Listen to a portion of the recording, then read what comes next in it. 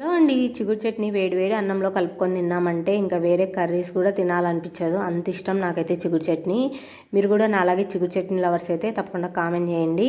చిగురుని అయితే ఒకసారి వాష్ చేసుకొని పక్కన పెట్టుకున్నాక ఫస్ట్ అయితే ప్యాన్లో కొన్ని పల్లీలు అయితే వేయించుకున్న తర్వాత మళ్ళీ అదే ప్యాన్లో కొంచెం ఆయిల్ వేసేసి కారం తగినంత ఎండుమిర్చి కూడా వేయించుకొని మళ్ళీ కొంచెం ఇంకా ఆయిల్ యాడ్ చేసేసి ఒక పెద్ద సైజు ఆనియన్ ముక్కలు కూడా వేసేసి మంచి కలర్ వచ్చేంత వరకు అయితే వేయించుకోవాలి.